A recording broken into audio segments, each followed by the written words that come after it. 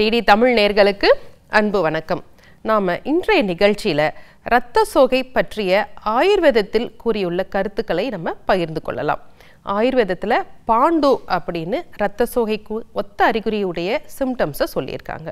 பொதுவாகவே நம்மள பல பேருக்கு பார்த்தீங்கன்னா எப்பொழுதும் ஒரு தலை சுற்றல் இருக்கும், படபடப்பு இருக்கும், உடல் ரொம்ப சோர்ந்து காணப்படும். வெயிலில் போயிட்டு வந்தாங்கன்னா ரொம்ப சோர்ந்து இருப்பாங்க. தலைவலி, தலையில் ஒரு சம்மட்டி அடிப்பது போன்ற வலி இருக்குன்னு சொல்லுவாங்க. கொஞ்ச நேரம் தூங்கலைனாலும் கஷ்டமாக இருக்குது அப்படின்னு உடல் அன்றாட தேவைகளை நிறைவேற்ற முடியாத அளவுக்கு சோர்வு காணப்படும். கவனச்சிதறல்கள் இருக்கும். உடம்புல ஒரு லேசான வீக்கம் இருக்கும். ஒரு சிலருக்கு கண்ணை சுற்றி காலையில் எழுந்தவுடன் வீக்கம் இருக்கும். தலைமுடி கொட்டுதல், இப்படி உடல் பலவீனமாவதற்கான பல அறிகுறிகள் அவங்ககிட்ட இருக்கும். இந்த மாதிரி இருக்கும் பொழுது அது பாண்டு நோயின் அறிகுறியாக இருக்கும் அப்படிங்கிறது தான் ஆயுர்வேதத்தின் கருத்து. இதை எப்படி தோன்றுது அப்படின்னு பார்த்தோம் அப்படின்னா, உடல்ல வாதம், பித்தம், கஃபம் இந்த மூன்றும் சமநிலையில் இருக்கும் பொழுதுதான் உடல் ஆரோக்கியமானதாக இருக்கும். ஒருவன் எப்பொழுதும் ஒரு புளிப்பு சார்ந்த உணவுகளை எடுத்துக்கிறாங்க, உப்பு சார்ந்த உணவுகளை எடுத்துக்கிறாங்க, காரத்தன்மையுடைய உணவுகளை எடுத்துக்கிறாங்க அப்படின்னு சொல்லும்போது அவங்களுக்கு உடல்ல மிதமான அளவு பித்தம் அதிகரிக்கும். உணவுல சத்துக்கள் இல்லாமல் எடுத்துக்கிறாங்க, எப்பொழுதும் வெயில் அதிகமாக வேலை செய்யும் பொழுது அவர்கள் சத்தில்லாத உணவுகளை எடுத்துக்கொள்ளும் பொழுதும் தூக்கமின்மை காரணமாகவும் அதிக உடல் உழைப்பின் காரணமாகவும் உடலில் சூடு அதிகரித்து பித்தத்தின் தன்மை அதிகரிக்கும். இந்த சீற்றமடைந்த பித்தமானது பசி தீயை பல்வேறு வகையில் அது சீற்றமடைய செய்யும். ஒரு சிலருக்கு பார்த்திங்கன்னா அதிகமாக பசிக்கும், ஒரு சிலருக்கு பசியின்மை ஏற்படும். இப்படி பசி தீயை கெடுப்பதனால உணவு சீராக செரிமானமாகாது, சத்துக்கள் சரியாக உறிஞ்சப்படாது. அப்படி சீற்றமடைந்த கழிவுகளை ஆமம்னு சொல்வோம். அது பித்தத்தன்மையானதாக இருக்கும்.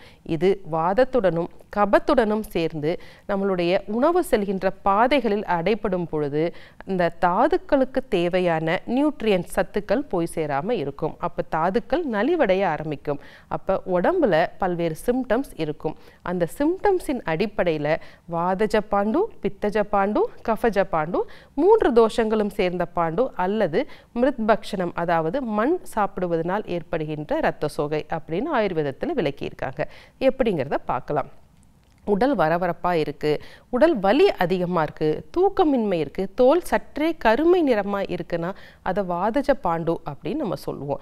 உடல் சற்றே மஞ்சள் நிறமாக இருக்குது, வயிற்றெரிச்சல் இருக்குது, தலை சுத்தல் இருக்குது, அப்படி இருந்ததுன்னா அவங்களுக்கு பித்தஜ பாண்டு அப்படின்னு சொல்லுவோம்.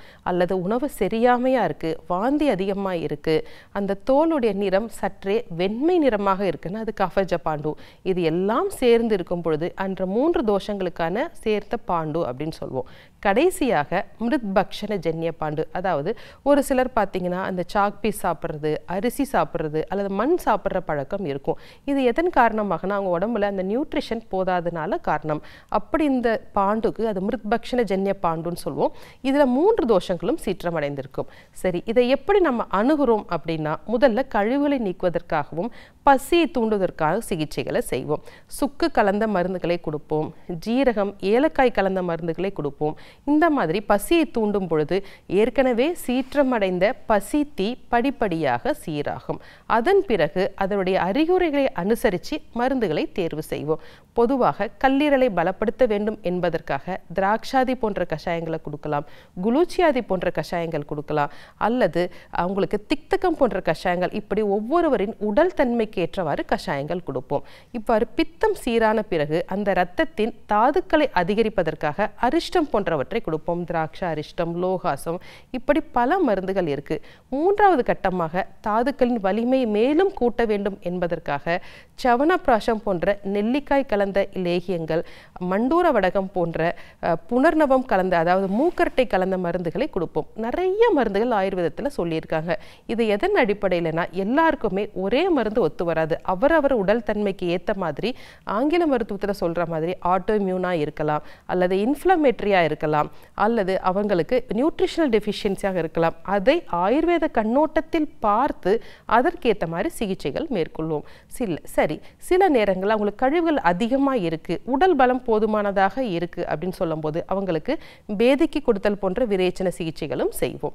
சரி, இப்படி எல்லா சிகிச்சைகளும் செஞ்ச பிறகு அவர்களுக்கு நெய் வடிவிலான மருந்துகள் கொடுக்கும் பொழுது அந்த தாதுக்கள் பலமாகி நல்ல சிறப்பான ஆரோக்கியம் அவங்களுக்கு என்றைக்குமே கிடைக்கும். சரி நேயர்களே, பாண்டு அதாவது இரத்த சோகை பற்றிய ஆயுர்வேத சிகிச்சை முறைகளை இந்த நிகழ்ச்சியில் தெரிந்து கொண்டோம். வேறொரு நிகழ்ச்சியில் சந்திக்கலாம். நன்றி.